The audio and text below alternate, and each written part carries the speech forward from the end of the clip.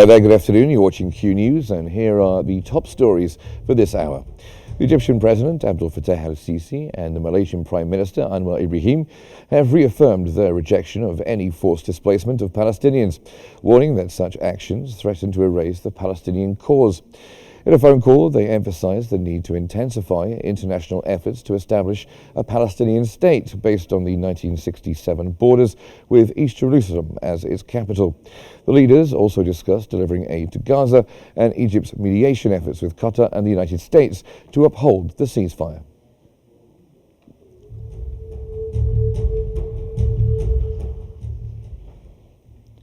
The Egyptian Foreign Minister, Badr Abdel Ati, has confirmed that Egypt is coordinating with the United Nations Development Programme, UNDP, to organize an international conference on Gaza's reconstruction.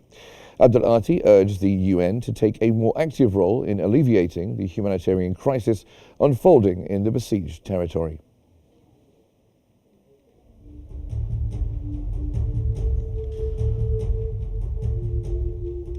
Reuters has reported that Arab nations are urgently developing a plan for Gaza's future as an alternative to US President Donald Trump's proposal. 4 different plans have been drafted, with the Egyptian initiative emerging as the leading proposal. According to sources, Egypt's plan includes forming a Palestinian committee to govern Gaza without Hamas, securing international participation in reconstruction, and preventing the forced displacement of Palestinians. The plan also outlines the construction of 20 temporary housing zones with the involvement of 50 Egyptian and foreign companies.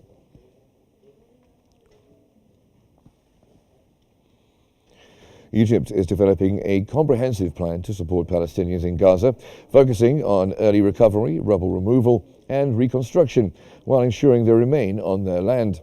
In a meeting with French President Emmanuel Macron in Paris, the Foreign Minister Badr Abdel Ati outlined Egypt's vision, which Macron praised. The French President reaffirmed his support for keeping Palestinians in their homeland and for Egypt's efforts to maintain regional stability.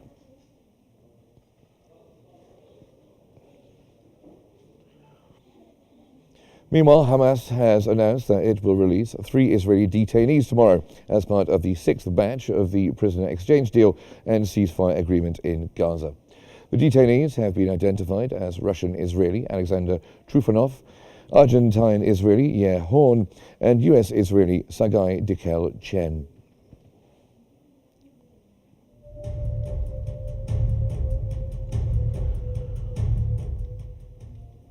Jordanian Foreign Minister Ayman Safadi has reiterated his country's strong rejection of any forced displacement of Palestinians. He confirmed that an Egyptian-led reconstruction plan, backed by Arab states, is underway to rebuild Gaza without displacing its residents. Safadi emphasized that the two-state solution remains the only viable path to a just and lasting peace.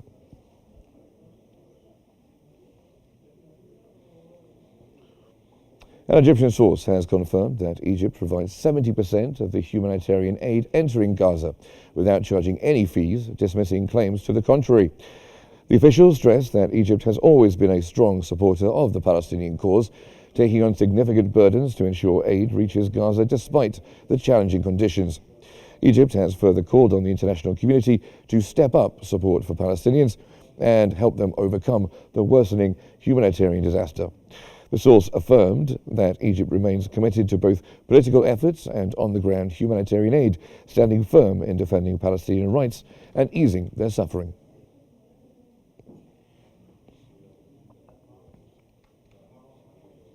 European and Arab ambassadors have united in rejecting forced displacement and ethnic cleansing of Palestinians in Gaza.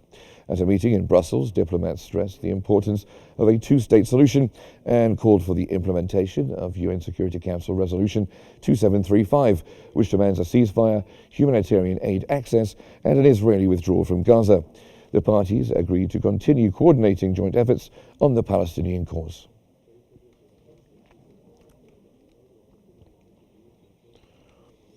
Dozens of U.S. Congress members have voiced their opposition to President Donald Trump's Gaza plan. In a letter signed by 145 lawmakers, they urged Trump to retract his statements, emphasizing the need for the U.S. to take a more active and constructive role in resolving the Israeli-Palestinian conflict. They also expressed concern over US President advocating for the forced displacement and permanent expulsion of 2 million people.